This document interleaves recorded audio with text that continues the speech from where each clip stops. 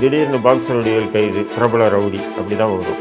முஸ்லீம்கள் கொலை பண்ணுறாங்க, குண்டு வைக்கிறாங்க, அப்போ இவங்களை ஒடுக்கணும் அப்படின்னு சொல்லிட்டு நிர்வாணம் வச்சு அடிக்கும். இது திமுக ஆட்சியில் நடந்த கொடூரம் தான்.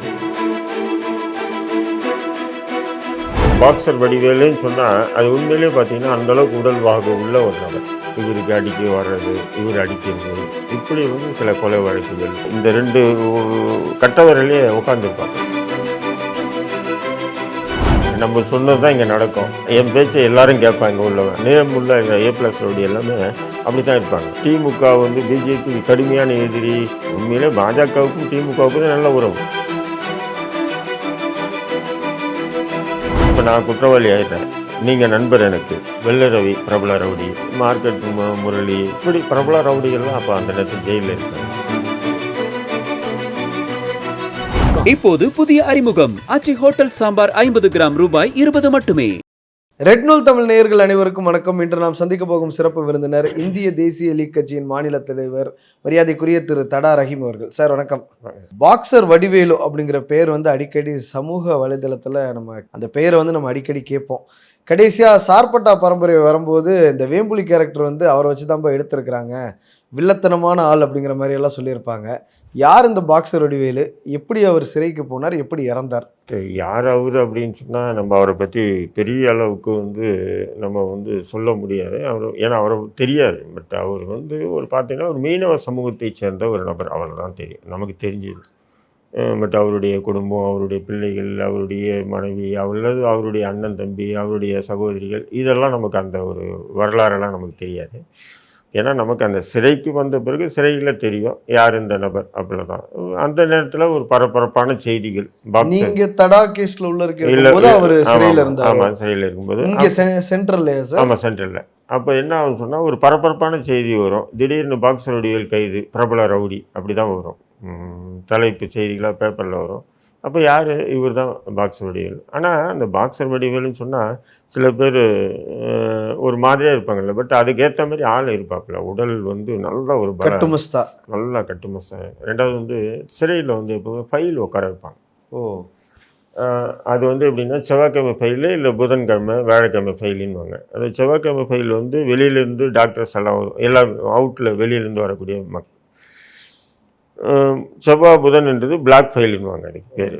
அந்த பிளாக் ஃபைலில் எப்படின்னா ஒரு சில நேரங்களில் ஒரு 10 மணிக்கே எல்லாரையும், ஏன்னா சூப்பரண்ட் வருவார் 10 மணிக்கு அப்படின்னு சொல்லிட்டு எல்லாரையும் வெளியே உட்கார வச்சுருவாங்க. அவர் சூப்பரண்ட் 10ன்றது 11 ஆகும், 12 ஆகும். சில நேரங்களில் சாப்பாடு, மதியம் சாப்பாடு போகிற நேரத்தில் கூட வருவார். பட் அவங்க என்ன பண்ணுவாங்க, 8, 7, 8, 9 மணிக்கெல்லாம் ஃபைல் உட்கார வச்சுருவாங்க. அப்போ என்ன பண்ணுவாப்புல, இந்த அப்படியே ஒருங்கிணைச்சு இந்த 2 கட்டவரையிலே உட்காந்துருப்பாப்புல.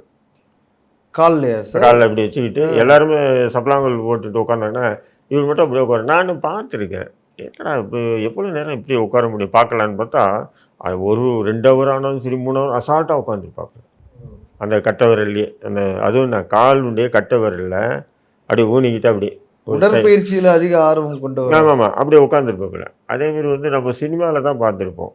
இந்த ஜாக்கி சான் படத்துலலாம் இந்த விரலில் பிளாஸ்டிக் குடத்தை தண்ணி போய் எடுத்துகிட்டு போகிறாங்க. ஆனால் இது நிஜத்தில் என்னன்னு சொன்னால் பிளாஸ்டிக் குடம்லாம் அசால்ட்டாக 2 கையில் 2 பிடிச்சிட்டு, அது எப்படின்னா அந்த படிக்கட்டு முன்னாடி சென்ட்ரல் ஜெயில் பார்த்தீங்கன்னா இரும்பு படிக்கட்டு. அது நிறைய பேருக்கு தெரியாது. சென்ட்ரல் ஜெயில் இப்போ புழல் தான் சென்ட்ரல் ஜெயில் நினச்சிட்டு இருப்பாங்க. ஆமாம், அப்போ எப்படின்னா அங்கே கிரவுண்டில் இருக்கும், ஃபர்ஸ்ட் ஃப்ளோர் இருக்கும், மெத்த மேலே. அப்போ அந்த படிக்கட்டு பார்த்தீங்கன்னா அந்த இரும்புல இப்படி வச்சுருக்கோம். கொஞ்சம் கேப் விட்டாலும் கீழே ஒரு தடவை மேலே தடுக்கி வந்தாலும் கீழே தான் விழுவாங்க, அப்படி இருக்கும். அதில் அசால்ட்டாக 2 விரலை அப்படி பிடிச்சிட்டு ஏறுவாப்பில் இறங்குவாப்பில். அப்படி ஒரு நல்ல செவத்துலையா சார் அந்த படிக்கட்டு சொல்கிறேன். சரி சரி. இப்போ நம்மளாம் நானே ஏறி இருக்கேன். அப்போது இளைஞராக இருந்தேன் நான். அந்த நேரத்தில் நான் ஏறும்போது 2 பக்கம் கை பிடிச்சி தான் ஏறும். நீங்கள் சொல்கிற காலகட்டம் ஒரு 2001 அந்த காலகட்டம். 98 99 தான் அந்த கலவரம் நடந்தது. அப்போ நம்மளே அப்படி ஏறுவோம். ஆனால் அவர் அப்படி ஏறுவாப்பில். அந்தளவுக்கு நான் அவர் எதுக்காக அப்படி சொல்கிறேன்னு சொன்னீங்கன்னா, நல்ல ஒரு உடல் மெயின்டைன் பண்ணுவார். அதாவது பாக்ஸர் வடிவேலுன்னு சொன்னால் அது உண்மையிலேயே பார்த்தீங்கன்னா அந்தளவுக்கு உடல் வாகு உள்ள ஒரு நபர். முன்னு இருப்பாப்புல. யாருக்கிட்டே அதிகம் பேச மாட்டாப்புல, வள குலன்னு பேச மாட்டாப்புல. என்ன தேவையோ அது பேசுவாப்புல, மற்ற நேரத்தில் போய் ரூமில் உட்காந்து பிரபல முக்கியமாக வந்து ரவுடிஸ் எல்லாம் என்ன பண்ணுவாங்கன்னு சொன்னீங்கன்னா, ஜெயிலுக்கு வந்துட்டாங்க அவங்க அட்டி அப்படின்வாங்க. அந்த அட்டியோட மனுவுக்கு போனாலும் சரி, தலை தலை போச்சுன்னா தலை பின்னாடி வந்து ஒரு 20-30 பேர் அப்படியே போவாங்க மனுவுக்கு போனாலும். அல்லது அட்வொகேட் வந்திருக்கானும் சரி, தலை போனால் தலை பின்னாடி 10-20 பேர் போவாங்க. அட்டிங்கிறதுக்கு உண்மையான பொருள் என்னங்கய்யா? சென்னையில அடிக்கடி இந்த வார்த்தையை சொல்லுவாங்க. இல்லை அட்டின்னு சொன்னால் நம்ம ஏரியா அப்படின்றது தானே. நம்ம ஏரியா நம்ம பகுதி அப்படின்றது நம்ம அட்டி. நம்ம சொன்னது தான் இங்கே நடக்கும். நம்ம சொன்னது தவிர வேறு எதுவும் இங்கே நடக்காது. நான் என் பேச்சை எல்லாரும் கேட்பாங்க உள்ளவன், அதுக்கு தான் அட்டின்றது. என் கண்ட்ரோல்ல இருக்கக்கூடிய இடத்த வந்து அட்டின்னு அட்டின்னுவாங்க. அது ரவுடிஸ் பாஷைன்னு சொல்லலாம், எதோ ஒன்றும் சொல்லிக்கலாம் அது. பட் அதை அப்படி தான் சொல்லுவாங்க. அப்படி வந்து என்ன ஆச்சுன்னு சொன்னால், இருப்பாங்க எல்லா ரவுடிஸுமே. பிரபல ரவுடிகள் நேம் உள்ள A+ ரவுடி எல்லாமே அப்படி தான் இருப்பாங்க. பட்டு அதுக்கு மாற்றமாக இருக்கக்கூடிய நபர் வந்து நம்ம பாக்ஸர் ரவுடிகள். யாரையும் மனுக்கு போனால் சிங்கிளாக போவாப்புல, வக்கீலுக்கு வந்து மனு வந்தாலும் சிங்கிளாக போவாப்புல வருவாப்புல. கூட யாரும் அவங்கன்னா அவங்க கேஸ்காரங்க, அவங்க மீனவர்கள், அந்த ஏரியாக்காரங்க நிறைய பேர் இருக்காங்க. யாரையும் கூட சேர்க்க மாட்டாங்க. இவர் அடிப்படையில் சென்னைக்காரர் தானே பாக்ஸர் வடிவேலு? ஆமாம் ஆமாம். சென்னைன்னு சொன்னால் பெரும்பாலும் இந்த கடற்கரை இருக்குது இல்லைங்களா, கடற்கரை. இது நீங்கள் இங்கேருந்து கடலூர் வெளியே இருக்குது பார்த்தீங்களா, அவங்க கடலூர் வெளி சென்னை தான் அவங்களுடைய பாஷையில். இங்கேருந்து கடலூர் வெளியும் இப்போ வீரமணியெல்லாம் பார்த்தீங்கன்னா கடலூர் தான். சொந்த ஊர்னு பார்த்தீங்கன்னா கடலூர். அயோத்தி குப்பம் வீரமணி இருந்தார். சொந்த குப்பம் கடலூர் அதுதான். ஆனால் அவங்களுக்கு அந்த கடலூர்லேருந்து இந்த எண்ணூர் வெளியும் எங்கள் ஏரியா அது சென்னை தான். அப்படி புரியுதுங்களா? நாங்கள் தனியாக ஒரு ரூட்டு போட்டிருக்கோம். இல்லை அவங்க எங்கே வேணாலும் அப்படி மாறிக்குவாங்க. புரியுதுங்களா? இந்த இந்த இந்த மீனவர் நீங்கள் எல்லாருமே கேளுங்க, சென்னைக்காரங்களாம்னா அவன் சென்னைக்காரங்க. நீங்கள் கடலூர் போய்கிட்ட யார் நீங்கன்னா சென்னைன்னா சென்னைன்னுவாங்க. ஏன்னா அந்த கடலூர் வெளியே அவங்களுடைய அந்த எல்லை, மீனவர்கள் எல்லை. புரியுதுங்களா? பெரும்பாலும் அதை பார்த்தீங்கன்னா மீனவர்களுக்கு வந்து அது ஒரு தனி சாதி மதம் அப்படின்னு இருக்காது. மீனவர்கள்னால் அது ஒரு தனி வன்னியர்களும் இருப்பான், முஸ்லீம்களும் இருப்பான், கிறிஸ்துவரும் இருப்பான், தலித்துகளும் இருப்பான், எல்லாருமே இருப்பான். ஆனால் அவங்க எல்லாருக்கும் பேர் மீனவர்கள். புரியுதுங்களா உங்களுக்கு? இப்போ இந்த சைடு கடற்கரை ஓரம் இங்கே சென்னையிலேருந்து நீங்கள் வந்து கடலூர் வெளியும் எடுத்தீங்கன்னா எல்லாமே ஒரு 60% மேலே வந்து வன்னியர்ஸ். மீனவ தொழிலில் வந்து 60% மேலே வன்னியர்ஸ் இருப்பாங்க. மற்ற பார்க்குற தொழில் வந்து மீன் விற்கிறது இந்த மாதிரி. ஆமாம். ஆனால் அவங்களுக்கு பேர் மீனவர்னு இருக்குது. பட் அவங்க வன்னியர்ஸ் இருப்பாங்க. சமூகம் வந்து வேறு சமூகம், மாற்று சமூகம். ஆமாம். இப்போ அதேமாரி வந்து நீங்கள் தென் மாவட்டங்களில் பார்த்தீங்கன்னு சொன்னால் மற்ற தேவர் இந்த மாதிரி சமூகம் மீனவர் இதுவாக பார்ப்பாங்க. பட் இங்கே வந்து பார்த்தீங்கன்னா இதுதான் இந்த மீனவர்கள்னு சொன்னால் இந்த அப்போது நீங்கள் சென்னையா பாக்ஸர் வடிவேலுன்னு சொன்னால் அதுக்கு சொல்கிறேன். சென்னையிலேருந்து அவங்க அந்த கடற்கரை. ரெண்டாவது வந்து பார்த்தீங்கன்னா கடலில் வந்து பார்த்தீங்கன்னா நடந்தாவே உடல் நல்லா நல்லா நீங்கள் நடக்கவே முடியாது கடலில். இவங்கெல்லாம் ஓடுவாங்க கடலில். அப்போது அவங்களுடைய உடல்நிலை எப்படி இருக்கும்? ரொம்ப ஆரோக்கியமாக வச்சுருப்பாங்க. பட்டு அப்படி ஒரு பல வழக்குகள், இவருக்கு அடிக்க வர்றது, இவர் அடிக்கிறது, இப்படி வந்து சில கொலை வழக்குகள். ஒவ்வொரு மேலே இப்போ கொலை வழக்கில் தான் அவர் ஜெயிலில் போட்டிருந்தாங்களோ? இல்லை நிறைய கொலை வழக்குகள். அந்த கொலை வழக்குகளுக்கு இவர் யார் ஒருத்தையும் இப்போ நீங்கள் இருக்கீங்க என்ன அடிக்க வரீங்கன்னு நான் என்ன பண்ண திருப்பி அடிக்க தான் செய்வேன். இப்படியே மாறி பல வழக்குகள் சுமந்துக்கிட்டார் யார் பாக்ஸர் வடிவேலு. அப்படி இருக்கும்போது அடிக்கடி போலீஸ் என்ன பண்ணுவோம், குண்டாஸ் சுட்டி கைது பண்ணுறது, குண்டாஸ் தூக்கி போடுறது. இப்போ தேர்தல் நேரத்தில் சொன்னாங்க இல்லையா, A+ ரவுடிஸ் எல்லாம் தூக்கி அரெஸ்ட் பண்ணி குண்டாஸ் போடுங்க அப்படின்னு சொன்னாங்க. A+ ரவுடி அவன் திருந்தி நல்ல வாழ்க்கை வாழ்ந்தாலும் அவனை தூக்கி உள்ளே போட்டுடணுமா? அப்படி தூக்கி வந்து உள்ள சிறையில் வந்து வந்தவர் தான் வந்து பாக்ஸர் வடிவேலு. அந்த நேரத்தில் தான் வந்து என்னென்னா அந்த நேரத்தில் 98 அப்போ வந்து சிறையில் இருக்கக்கூடிய முஸ்லீம்களை அடித்து கொடுமைப்படுத்திட்டு இருந்தாங்க. முஸ்லீம்களை மட்டும். அப்போ திமுக ஆட்சி. மத்தியில் வந்து பாஜக கூட்டணியில் திமுக. 98 வந்து பாஜக அதிமுக கூட்டணி. 99 சொல்கிறேன். பாஜக திமுக கூட்டணியில் வந்து அமைச்சராக இருந்தேன். அப்படி இருக்கிறதுனால அப்போது தமிழ்நாட்டில் வந்து RSS பிஜேபிக்கு எதிராக வந்து முஸ்லீம்கள் வந்து கொலை பண்ணுறாங்க, குண்டு வைக்கிறாங்க. அப்போ இவங்களை ஒடுக்கணும் அப்படின்னு சொல்லிட்டு, நீ ஒடுக்கணும்னு சொன்னால் யார் செய்கிறானோ அவனை ஒடுக்கணும். கோவை குண்டு வெடிப்போடு தொடர்ந்து இந்த விஷயங்கள் விஷயங்கள் நடக்குது. அப்போ நாங்கள் சிறையில் இருக்கக்கூடிய எங்களை வந்து முஸ்லீம்களை வந்து தினந்தோறும் அடிக்கிறது, பூட்டுறது, நிர்வாணம் வச்சு அடிக்கிறது, காவலர்கள். இது வந்து திமுக ஆட்சியில் நடந்த கொடூரம் தான். நிர்வாணப்படுத்தி டெய்லி காலையில் மாலையில் அடிச்சுட்டு மறுபடியும் பூட்டிட்டு போயிடுவாங்க. இதுக்கு என்னன்னு சொன்னீங்கன்னா ஒரே காரணம் அவனுங்க சொல்கிறது என்னென்னா, திருச்சியில் வந்து டாக்டர் ஸ்ரீதர்னு ஒருத்தன் பிஜேபி தலைவர், பிஜேபிக்காரரு, அவர் வந்து கொன்னுட்டாங்க. அது கொன்னது வந்து இந்த குரூப் தான், முஸ்லீம் தான் அப்படின்னு சொல்லிட்டு, அப்போது ரங்கராஜன் குமாரமங்கலன்னு ஒருத்தன் இருந்தான், எம்பிஎல்ல இருந்தாருன்னு நினைக்கிறேன். அவர் ஜெயிக்கிறதுக்கு இவன் ஸ்ரீதர் முக்கிய காரணியாக இருந்திருக்கான். அப்போது திமுக பாஜக கூட்டணி இல்லை. அப்போது ரங்கராஜன் குமாரமங்கலம் அத்வானி கிட்ட சொல்லி, அத்வானி முரசிமாறன் கிட்ட சொல்லி, முரசிமாறன் கருணாநிதி கிட்ட சொல்லி, கருணாநிதி வந்து ஆல்ரெடியார்னா சட்ட அமைச்சர் அவரை நியமனம் பண்ணி, அவர் வந்து ஏவிஎஸ் மூர்த்தின்னு சொல்லிட்டு கேரளாக்காரன் ஒரு டிஜிபி சிறைத்துறை ஐஜியை போட்டு, தென் மாவட்டங்களை சேர்ந்த ஒரு இளைஞர்கள் 18-19 வயசு இளைஞர்களை புதுசாக 98 பேட்ச் காவலர்களை நியமனம் பண்ணி அவங்களை கொண்டு தான் எங்களை அடிச்சுது. இது எவ்வளோ ப்ராசஸ் இருக்குது பாருங்கள். ஏன் சொன்னீங்கன்னா, உண்மையிலே பாஜகவுக்கும் திமுகவுக்கும் தான் நல்ல உறவு. நான் இன்றைக்கி இன்னத்தில் அந்த பழைய கதையிலேருந்து சொல்கிறேன் நான். அப்போது நான் என்ன சொல்கிறேன், அந்த டாக்டர் ஸ்ரீதரனை கொலை செய்தவர்களை நீங்கள் கைது பண்ணலாம், அல்லது அவங்கள என்கவுண்டர் பண்ணலாம், புரியுதுங்களா? அதை விட்டுட்டு நீண்ட காலமாக சிறையில் இருக்க, தடா சட்டத்தில் சிறையில் இருக்கக்கூடிய எங்களை வந்து நீங்கள் அடித்து கொடுமைப்படுத்திங்கன்னா, இதை யாரை அச்சுறுத்துகிற வேலை இது? இன்றைய இளைஞர்களுக்கு தடாங்கிறது ஒரு சட்டம் இருந்து தெரியுமாங்கிறது தெரியல.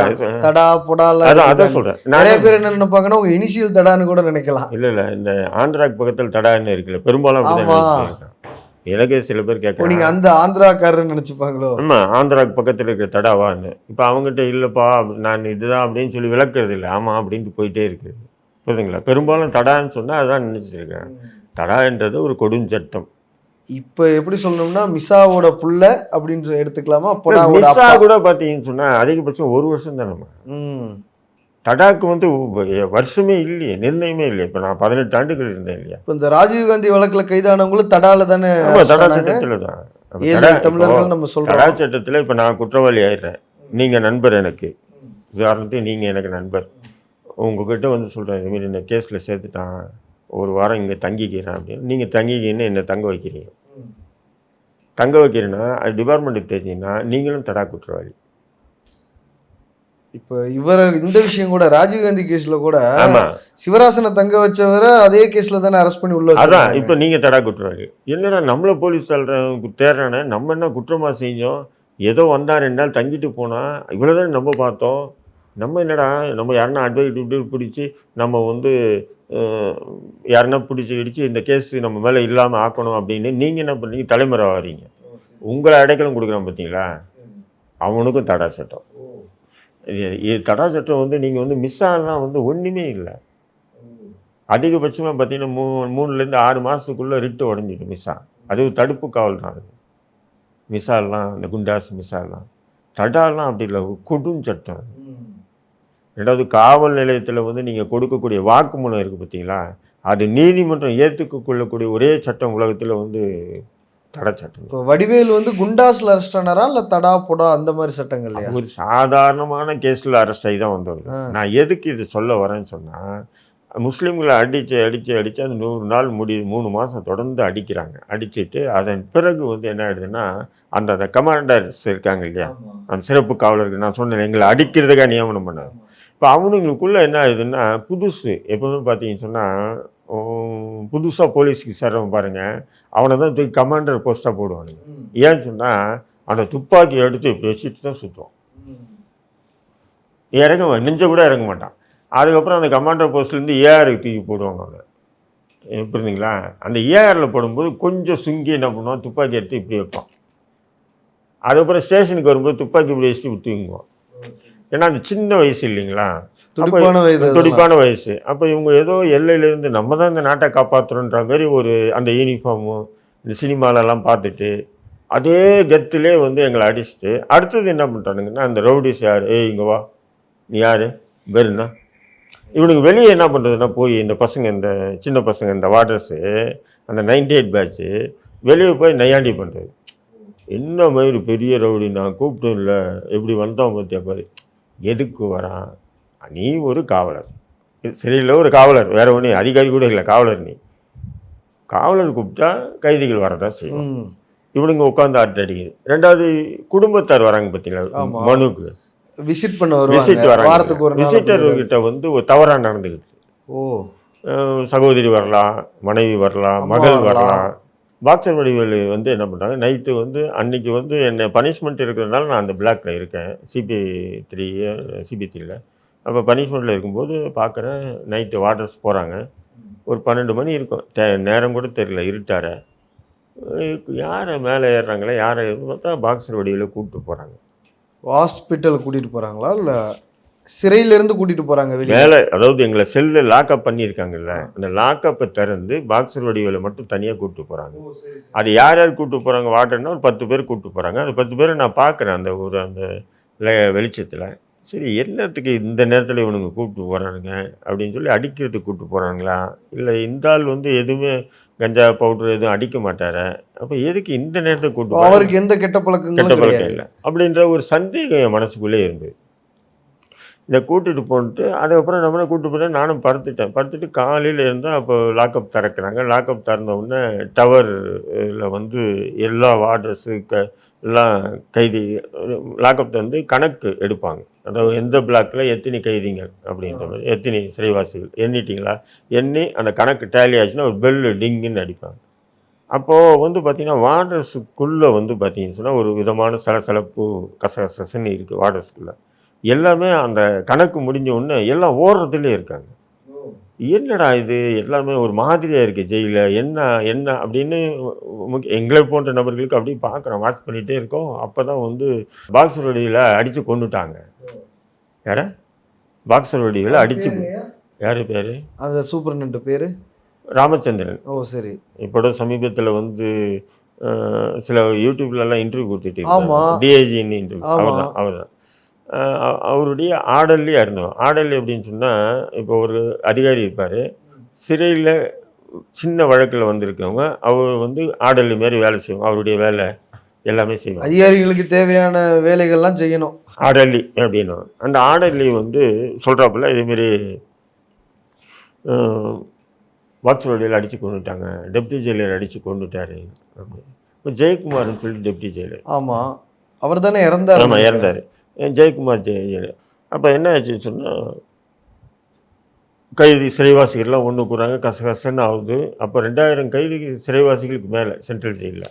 ஆனால் அவ்வளோ ஸ்பேஸ் இருக்குது, அதில் ஒரு 1000 1300 தான் ஜெயிலுக்கான கெப்பாசிட்டி இருக்கும் சென்ட்ரல். இல்லை, சென்ட்ரலில் பொறுத்தவரையிலையும் பார்த்தீங்கன்னு சொன்னால் அதிகபட்சம் பார்த்தீங்கன்னா ஃபேஸுன்னு பார்த்தீங்கன்னா 700 கைதி சிறைவாசிக்கு மேலே இருக்காது. பட் அதில் வந்து 2000 பேருக்கு மேலே வந்து இதாகுவாங்க.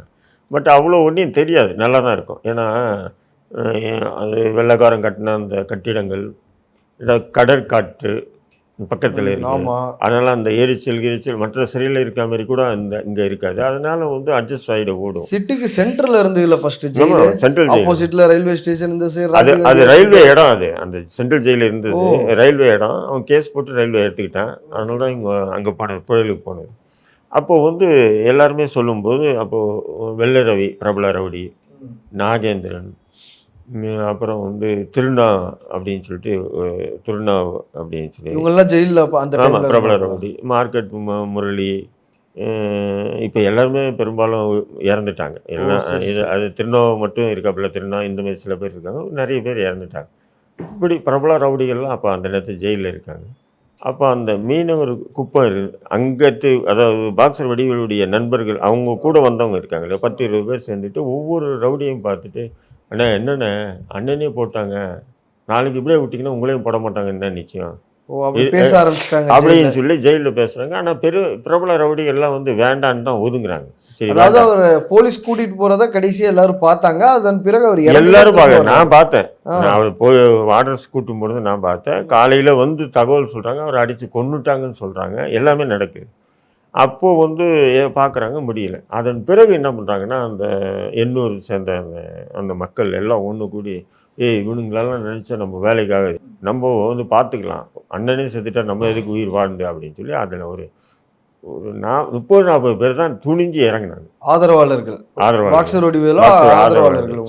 இறங்கி போய் ஸ்டோரை அடிக்கிறாங்க. அப்போ வார்டர்ஸ் உள்ளே இருக்காங்க, குறைஞ்சது பார்த்தீங்கன்னா சென்ட்ரல் ஜெயிலில் அதாவது ஒரு நேரத்தில் வந்து ஒரு 38 காவலர்கள் இருப்பாங்க. அந்த 38 காவலர்களை எப்படி ஜூட்டாகி ஓடினாங்கன்னு தெரியல, ஓட்டாங்க எல்லாரும்.